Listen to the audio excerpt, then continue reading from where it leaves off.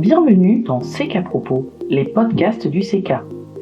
Un format court, accessible partout et à tout moment, pour ouvrir la réflexion sur des sujets de votre quotidien.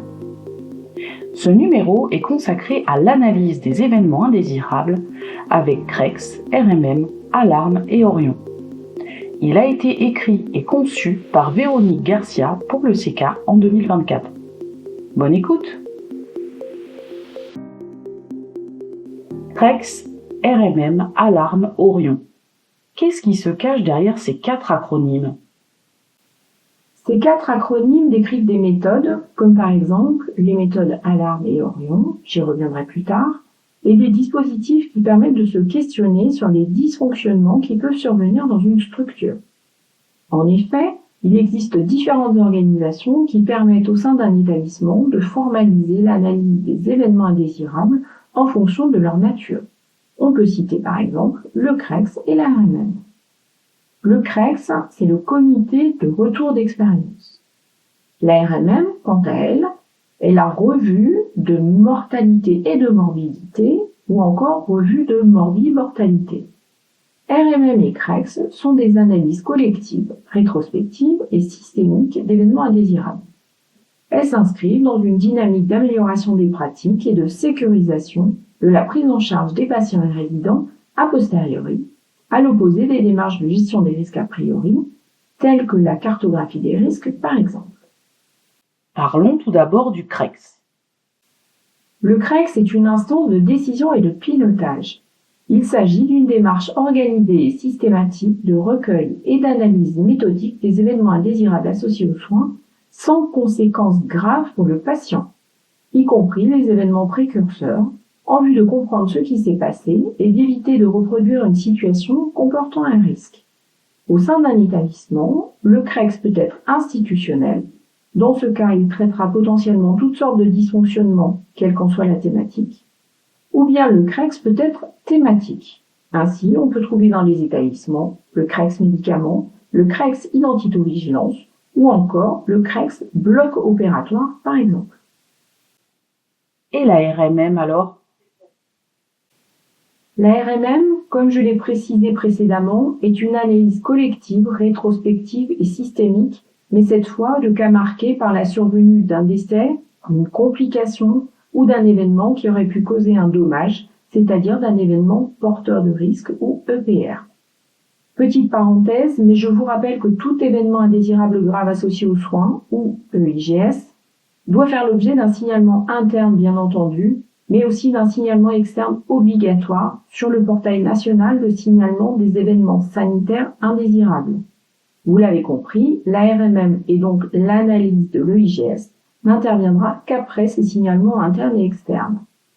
Je vous rappelle également que les RMM sont obligatoires dans certains services hospitaliers, en chirurgie, en anesthésie et en cancérologie, ainsi que pour l'accréditation des médecins exerçant une spécialité à risque, parmi lesquelles on peut citer les spécialités chirurgicales, les spécialités interventionnelles, la gynécologie obstétrique, l'anesthésie et réanimation. Pour information, la Haute Autorité de Santé a publié un guide méthodologique en 2009 pour la mise en place de RMM. Qui peut animer un Krex ou une RMM? Si le Krex peut être animé par tout professionnel formé à la méthode et désigné, soit en général le coordonnateur de la gestion des risques associés aux soins, le gestionnaire de risque ou le responsable de qualité, la RMM doit être animée par un médecin expérimenté, volontaire, reconnu par ses pairs et formé là encore à la méthode. En revanche, Krex et RMM mobilisent un groupe de professionnels pluridisciplinaires. Que l'on parle de Krex ou de RMM, une procédure, un règlement intérieur ou encore une charte de fonctionnement doit en détailler les modalités d'organisation. Krex et RMM doivent être animés par des professionnels formés. Pouvez-vous nous en dire plus? Ces 2 dispositifs répondent à un formalisme qui ne s'invente pas.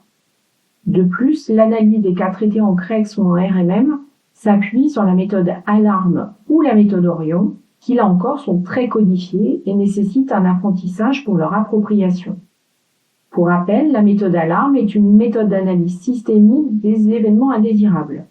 Elle classe l'ensemble des causes racines des événements indésirables associés aux soins en 7 catégories, permettant une exploration systématique du contexte de l'événement, d'une sphère proche de l'acte de soin, comme par exemple le patient, vers des couches organisationnelles de plus en plus éloignées, comme par exemple l'environnement de travail. La méthode Orion, quant à elle, est issue de l'aéronautique qui a été précurseur dans la gestion des risques. Elle classe les facteurs contributifs et influents en 4 grandes familles, le domaine technique, l'environnement de travail, l'organisation et les procédures, et enfin les facteurs humains. Le CK propose aux professionnels de la région Nouvelle-Aquitaine des formations afin de leur permettre d'acquérir les connaissances nécessaires pour développer l'analyse approfondie des causes avec les méthodes Alarme et Orion au sein de leur établissement et mettre en place CREX et RMM. Si l'on développe les CREX et ou les RMM au sein de sa structure, va-t-on développer aussi la culture de sécurité des soins ou encore la culture juste? La culture juste est une des 4 composantes principales de la culture de sécurité des soins. Je vous rappelle qu'un podcast est disponible sur le site du CK pour vous expliquer en détail ce qu'est la culture de sécurité des soins, et vous avez également à votre disposition le guide de la Haute Autorité de Santé intitulé « La culture de sécurité des soins, du concept à la pratique ». On peut parler de culture juste au sein d'un établissement lorsque le management est équitable et loyal, lorsqu'il ne tire pas de conclusions hâtives suite à la survenue d'un événement indésirable, lorsque les différences entre erreurs involontaires et fautes délibérées sont clairement définies. L'erreur humaine involontaire est alors analysée de manière approfondie et non pas blâmée. Un climat de confiance entre les professionnels et le management se développe alors au sein de cet établissement et permet de partager des informations pertinentes pour la sécurité.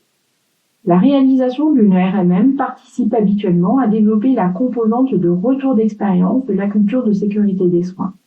Le temps de discussion collectif va quant à lui aussi participer à l'amélioration de la composante travail en équipe pour s'adapter au changement. L'étude des modalités de choix et de collecte des événements analysés en RMM va participer à développer la composante signalement-déclaration. Et enfin, la façon de réaliser les RMM de manière non culpabilisante et sans blâmer les professionnels va concourir à développer la composante culture juste. On s'aperçoit à travers cette rapide démonstration que la mise en œuvre des RMM et donc des CREX par analogie contribue d'une façon certaine au déploiement de la culture de sécurité des soins au sein d'un établissement. C'était CK Propos, les podcasts du CK. Les podcasts sont à retrouver sur notre chaîne YouTube CK Studio et sur notre site internet. À bientôt!